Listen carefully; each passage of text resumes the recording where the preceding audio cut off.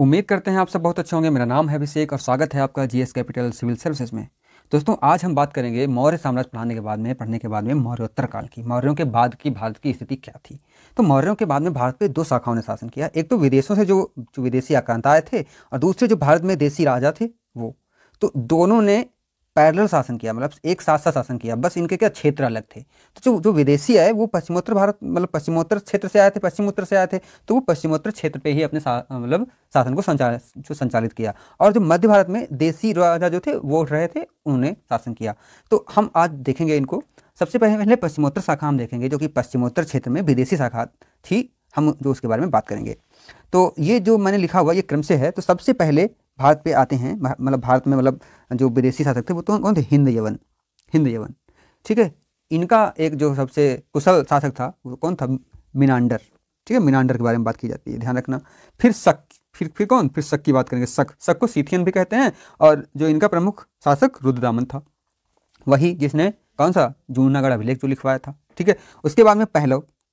ठीक है। तो पहलो को पार्थियन भी कहते हैं। और जो इनका प्रमुख शासक था वो था गोंडो फर्नीज। और फिर बात करेंगे कुषाण, जो कि हम इनको जो है डिटेल से पढ़ेंगे। कुषाण को कहते थे यूची, और जो इनका मुख्य शासक था कनिष्क। ठीक है, ये इनका मुख्य व्यक्ति था। तो भारत पे जो विदेशी जो मौर्यों के बाद में जो भारत पे जो विदेशी शासन था वो इन चार वंशों के द्वारा हुआ। ठीक है, शक, पहलो, कुषाण, ठीक है, इनके द्वारा हुआ। यानी कि सबसे पहले हिंद यवन, फिर शक, फिर पहलो, फिर कुषाण।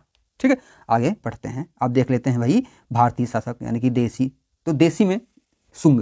हम आज सिर्फ आपको एक क्या बता रहे हैं, एक व्यू बता रहे हैं, क्रम बता रहे हैं। ठीक है, तो ठीक है, देसी में शुंग के बाद में कर्ण के बाद में सातवाहन, और सातवाहन के बाद में छोटे छोटे सामंत, बहुत सारे छोटे छोटे सामंत और बहुत छोटे छोटे जो राज बन गए। इन लोगों ने थोड़ा सा भाई शासन का एकीकरण रखा।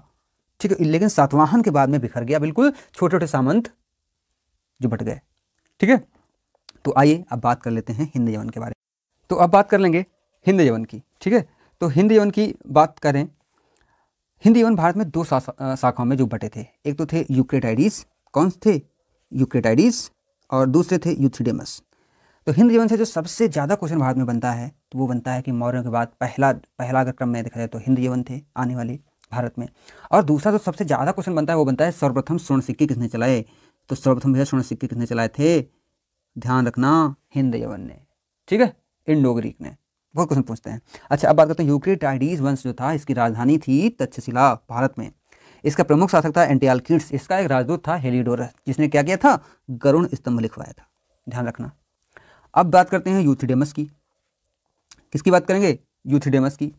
तो यूथिडेमस की जो राजधानी थी वो थी साकल, यानी हम जिसे सियालकोट कहते हैं। इसका प्रमुख शासक था मिनांडर। कौन था? मिनांडर के बारे में जो नागसेन से इसका जो वार्तालाप था, जिसको पाली भाषा में जो मिलिंदपन्हो कहा गया, इसे किसने जो लिखा था? नागसेन ने ही लिखा था।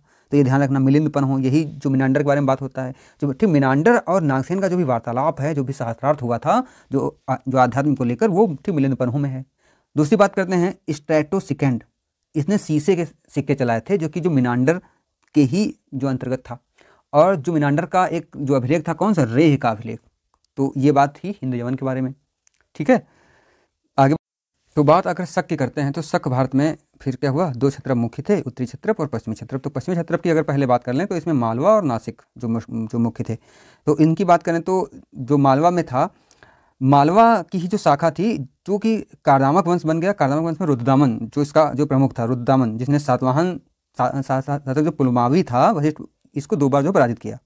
ठीक है, ध्यान रखना, सबसे प्रतापी शासक था ये। योधे जनजाति को हराया किसने? रुद्रदामन ने। और इनके सिक्कों पर कार्तिकेय का जो अंकन था। तो ये कुछ बातें ध्यान रखना भाई, जो इनके रुद्रदामन के बाद में कि कार्तिकेय का इनके सिक्कों पे जो अंकन था, और योधे जनजाति को हराया, और ठीक वशिष्ठ पुत्र पुलमावी को जो हराया, जो कि सातवाहन वंश के थे। अच्छा, मालवा के ही शाखा को जो विक्रमादित्य ने पराजित किया था। ठीक है, तो यहाँ पे क्या मालव संवत, विक्रम संवत और कृत संवत, ये तीनों 57 BC के हैं, सब इसी से संबंधित हैं। जो नासिक में शाखा चली गई, हम उसे चष्टन वंश कहते हैं, या नहपान वंश भी कहते हैं। ठीक है, चष्टन या नहपान भी कहते हैं। ठीक, बस यहाँ से और क्वेश्चन नहीं पूछा जाएगा। अब बात कर लेंगे पहलो की। तो पहलो इनकी राजधानी तक्षशिला थी। मिथेडेटस संस्थापक था इसका भारत में। ठीक है, गोंडो फर्नीज जो इसका प्रमुख शासक था। ठीक है, तख्ती बही का अभिलेख जो कि पेशावर से मिलता है। ठीक है, ये जो सेंट थॉमस ईसाई यहाँ पर जो आया ये लिखा था इसमें, ठीक है, प्रथम शताब्दी में। तो और इससे कोई कुछ नहीं पूछते हैं। अब बात कुषाण की होती है, तो कुषाण की अगर बात कर लें, कुछ यहाँ पे थोड़ा देख लेंगे, तो हूणों ने यूचियों पर जो है आक्रमण किया। तो ये दो भागों में जो बढ़कर भारत की तरफ भागते हैं, हूणों ने यूचियों पर, ठीक है, आक्रमण किया। तो ये दो भागों में भारत भागते हैं। तो एक तिब्बत की शाखा हो गई, एक भारत की शाखा हो गई, ठीक। अब भारत की जो शाखा थी वही थी कुषाण। अब बात करते हैं कुषाण। तो संस्थापक जो कुषाण वंश का था वो कौन था? कुजुल कड़फिसेस। कौन था? कुजुल कड़फिसेस संस्थापक था। तांबे के सिक्के चलाए इसने, किसने? कुजुल कड़फिसेस ने। हिंदुकुश पर्वत तक सीमित रहा। ये कहाँ तक सीमित रहा? हिंदुकुश पर्वत तक ही भाई सीमित रहा। बौद्ध धर्म में इसकी आस्था थी। इसने, ठीक है, यूनानी और खरोष्ठी जो लिपि का प्रयोग किया। ये बात हो गई कुजुल कड़फिसेस के बाद में। फिर बात करते हैं इसके बाद, इसकी मृत्यु के बाद विम कड़फिसेस। कौन? विम कड़फिसेस। इसने क्या किया? इसने पंजाब को जीता। वो कहाँ तक था? वो जो हिंदुकुश पर्वत तक था, फिर ये पंजाब को जीतता है। वास्तविक शासक जो संस्थापक था भारत में वो कौन था? विम कड़फिसेस, ठीक है। ये ध्यान रखना, वास्तविक संस्थापक जो कुषाण जो वंश का, ठीक, कौन? विम कड़फिसेस। पेशावर इसकी राजधानी थी। सर्वप्रथम जो व्यक्ति के रूप में सोने के सिक्के इसने जारी किए। समझ में आया? सर्वप्रथम नियमित रूप से सोने के सिक्के किसने जारी किए? तो विम कड़फिसेस या कुषाण वंश ने, ठीक है। और ये शैव धर्म का जो अनुयायी था, ठीक है। जो इसकी सिक्के थे यहाँ पे यूनानी, खरोष्ठी जो लिपियों का जो अंकन था, और शिव और नंदी तथा त्रिशूल का जो अंकन था। ये बहुत ध्यान रखना, शिव, नंदी और त्रिशूल का अंकन था, ठीक है। अब बात करेंगे कनिष्क की, ठीक है। कनिष्क की बात बाद में कर लेंगे जो ठीक डिटेल से। इसके बाद में बात करेंगे वशिष्ठ की। तो वशिष्ठ, तो कनिष्क के बाद में कौन आया? वशिष्ठ का आया। तो भाई वशिष्ठ ने शिव, स्कंद व कार्तिकेय का सिक्कों पर अंकन कराया। शैव धर्म का अनुयायी था और मथुरा को राजधानी बनाया था। किसने? वशिष्ठ ने। फिर बात करेंगे हुविष्क ने। तो हुविष्क ने राजधानी जो मथुरा को ही रखा और सिक्कों पर चतुर्भुजी विष्णु की आकृति ने जो बनवाया और वैष्णव धर्म को ये मानता था। फिर इसके बाद में कनिष्क द्वितीय जो आता है। फिर वासुदेव द्वितीय इसका अंतिम शासक होता है, वासुदेव द्वितीय। तो ये बात थी, थोड़ा सा इसके बारे में आगे बढ़ते हैं। अब बात करेंगे कनिष्क की। तो कनिष्क की बात करेंगे तो कनिष्क का राजरोहण होता है 78 एडी में, ठीक है। 78 ईस्वी में इसका राजरोहण होता है। दूसरी बात इसमें खास बात यह है कि अखिल भारतीय साम्राज्य की इसने स्थापना की। अखिल भारतीय समाज की यानी कि अंतर्राष्ट्रीय साम्राज्य से कह सकते हैं। अफगानिस्तान, कश्मीर, पाटलिपुत्र, सिंध, दक्षिण भारत, ठीक है, ये सब। फिर क्या है? दो राजधानी इसकी थी। कौन कौन सी? एक पेशावर थी, एक मथुरा थी।